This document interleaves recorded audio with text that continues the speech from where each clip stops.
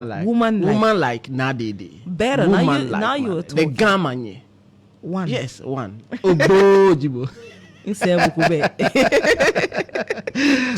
Jimmy. Yes. Nadede Chenley work a champion Jimmy. I'm well. Thank you for asking. Charlie, allow me to blow my trumpet. I'm following Sir Kodie's footsteps. Oh no, sometimes you have to. Oh, it's very important that you do. I once attended a forum, and then when one of the facilitators, when he got the opportunity, said, "Look, if you are not saying this about me, let me just have the opportunity. Let me seize the opportunity to say this about." And Charlie, the guy really gave us everything about you. I said, "Yeah, sometimes you need to do it yourself." For sure, hey, it's very important. There are so many things that people don't know. You have to let them know. So yeah.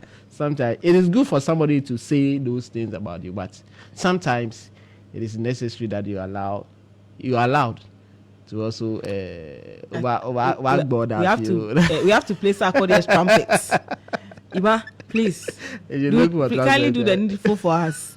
Look for Sarkodie's trumpet for us. When we are done with Mutala, that's the song we'll play.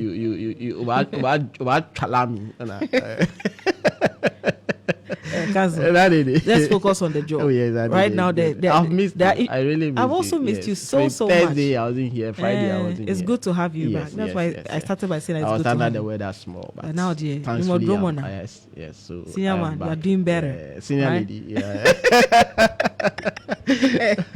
Let's focus. All right. We are in line. Yeah.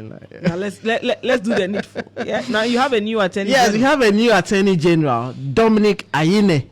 Yes, he's in the chair now. Mm-hmm. And by way of being in the chair, you are the principal legal advisor of the state or the president or the government in power.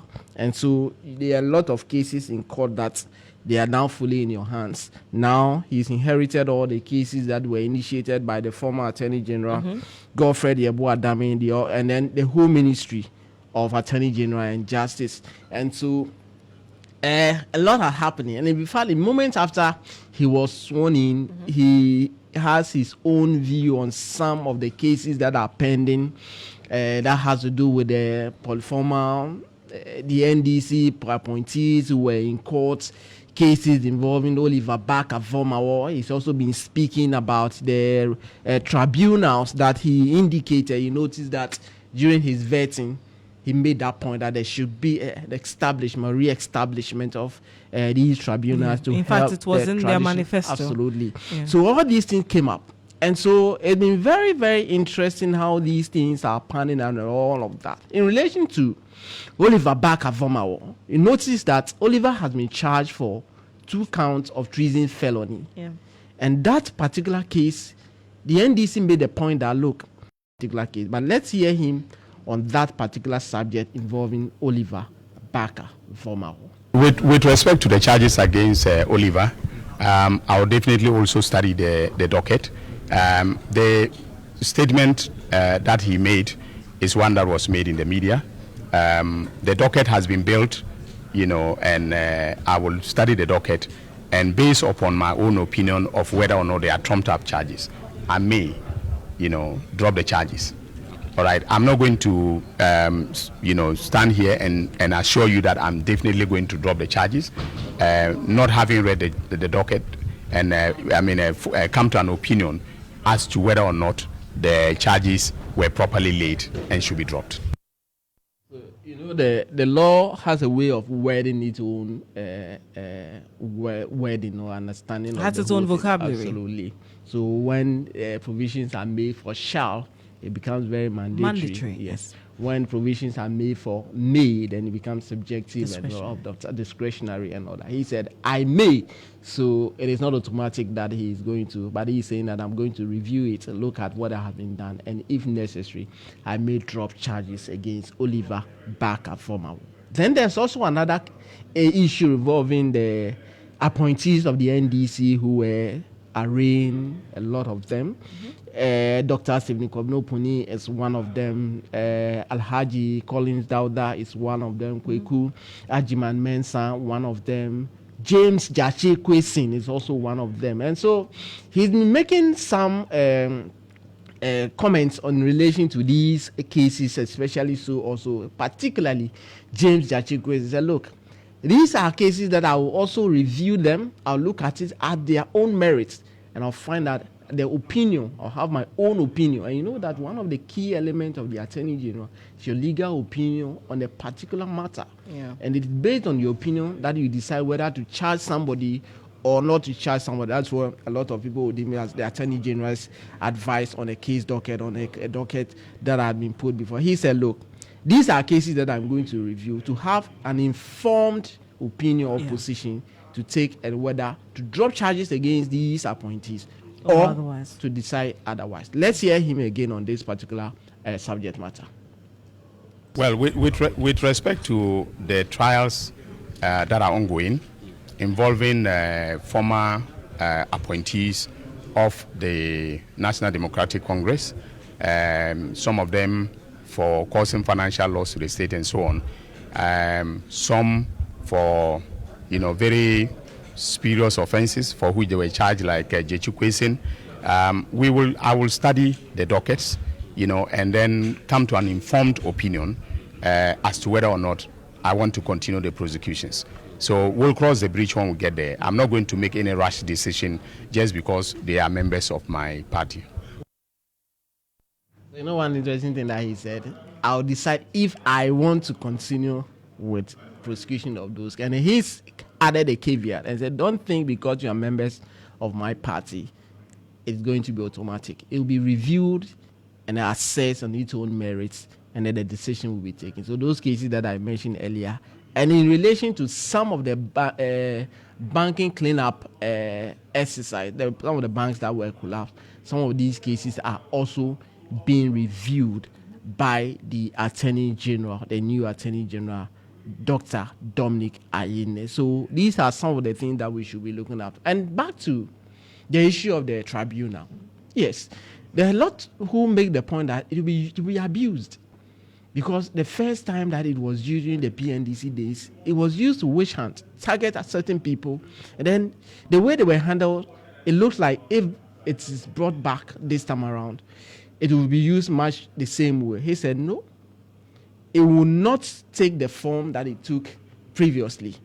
The laws are there. It will work within accordance with law. Once the bill is tabled before, processes are put before Parliament, and then it is passed, it will serve its purpose. The traditional court that we do know, yes, people are saying that it is cases that should be handled by the traditional court, but he is saying that tribunals have specific elements that a traditional court do not have. Let's hear Dominic Ayine on that subject. Well, the tribunals, when re-established, will operate within the parameters of the Constitution. And I do not think that it is a valid point that is being made by the opposition that we are harking back to the days of the PNDC.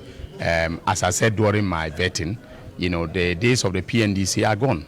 Currently, the constitutional order that we operate will not allow for the abuses that were associated with the operations of the tribunals under the PNDC. And so I want to assure all Ghanaians that the intent and purport of the Public Tribunals Bill, when enacted into law, is not to set in place, a framework for adjudication or trials, that will not be governed by rules of procedure known to everyone, enacted by Parliament, and in conformity with the Constitution.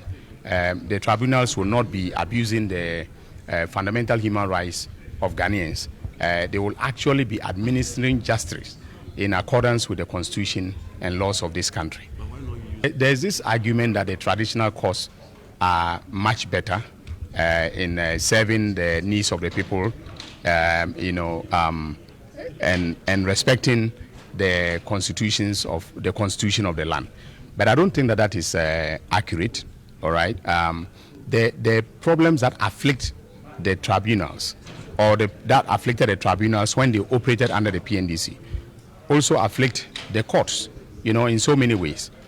So for instance, when people talk about the abuse of fundamental human rights, aside the case of Afoko, Gregory Afoko was not tried by a public tribunal.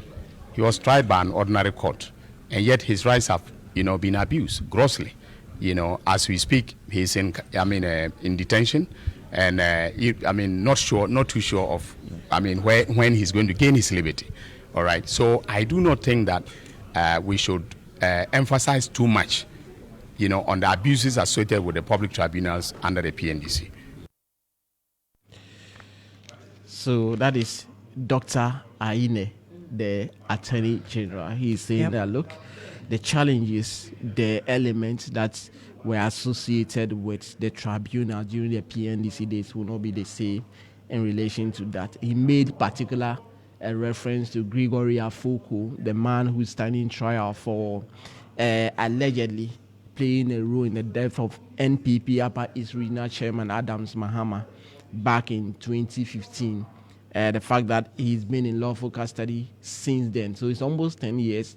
Afoko has still not been granted bail. At one point in time, he was admitted to bail, met all the bail conditions, but just when everything will have to be go through, fresh charges were tabled, and then that bail conditions revoked. And so all attempts, in fact, I know about 2 other applications for bail, and all of them were denied. And if I were his lawyers, moments hearing this particular interview, the first thing that I would do is to file another repeat bail application at the High Court and see what the position of, or what I clearly heard Dr. Aine said is to the effect that it doesn't look likely that prosecution will be opposed to a bail application if they decide to file one. So for those who be wondering about the tribunal, these are some of the things that the Attorney General, the new Attorney General, is coming up with, because the NDC said this in their manifesto during the campaigning period and all of that. So these were some of the things that happened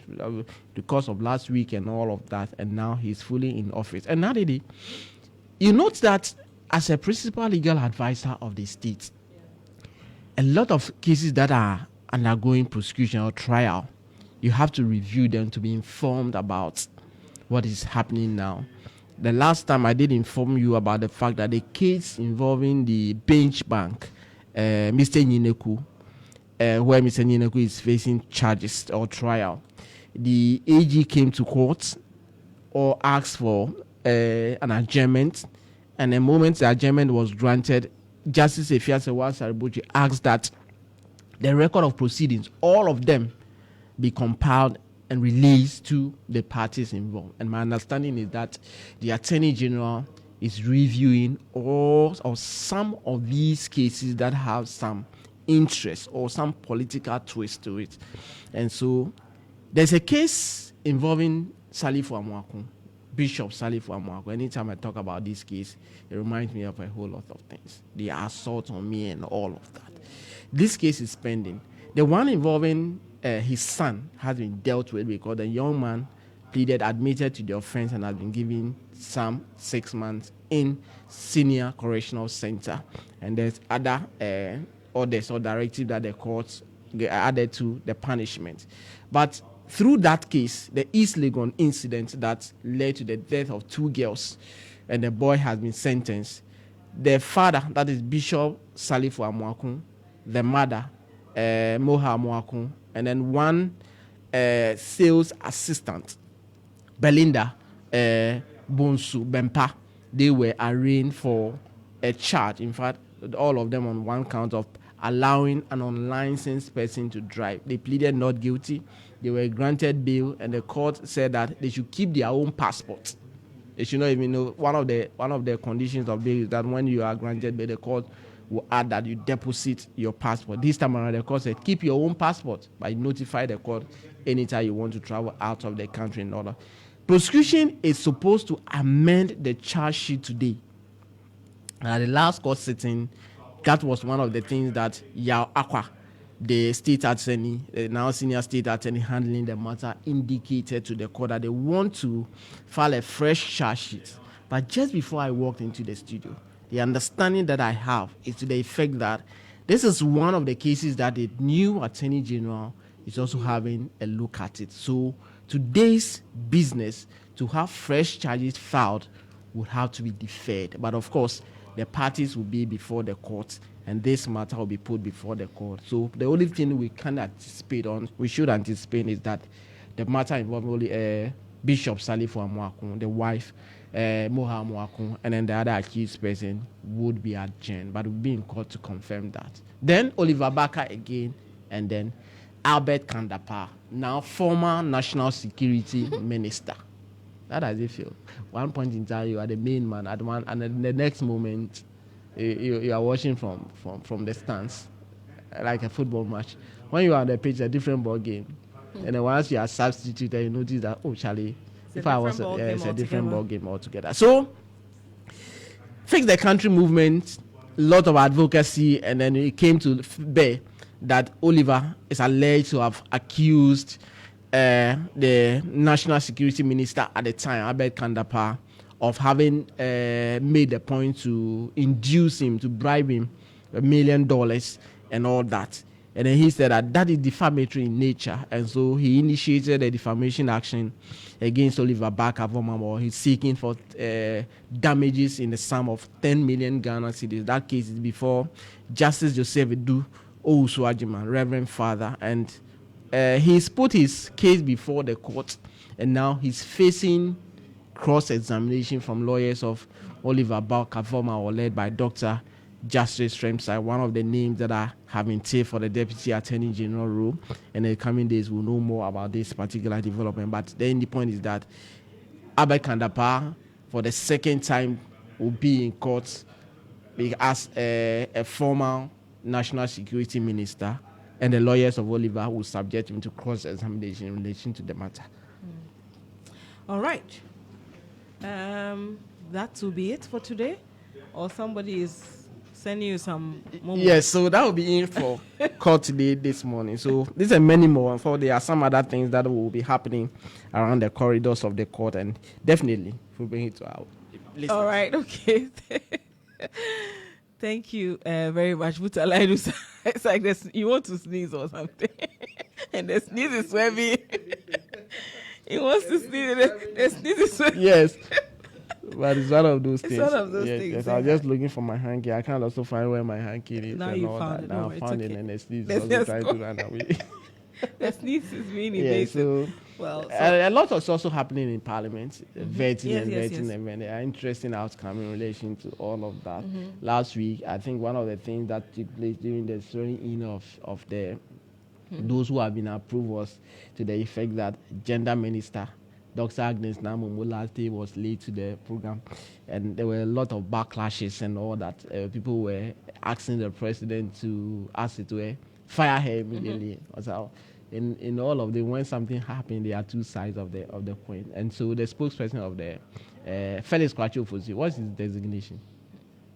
he's an MP and also spokesperson of the president. Yes, so he's come out to Acting. clarify. Yes, he's come out to Acting. clarify that matter. That yes, she has some emergency. Yeah, I mean, we and talked to about it clarify- briefly, absolutely. and I think they could have handled it better. Absolutely, They I allowed think it to so. go on for too long. Yeah. People hanged, people Had their hanged this lady. views about- yes, unfortunately. Even yes. I, at home, I was criticizing. I was like, yeah, how are Because you late for your swearing in? Absolutely. I was watching from, I was like, no, the Dr. Agnes Namumbulate, you know, I've been very close to her. I live in the constituency, and Okay. so I know the kind of person that she is. When is. it comes to discipline, when it comes to punctuality, is. she's one thing that you cannot take away from her. So personally, I was surprised when I saw that she was supposed to be part and she was not part. But I knew that the woman that I do know is not what happened. There's more to it. And then said time that the whole thing came to bear, and the whole point was clarified by the presidency. So that is it for this morning. All right. Yes. Thank you very much, Mutala Inisa, our legal affairs correspondent. It's still the morning side here on Star 103.5 FM.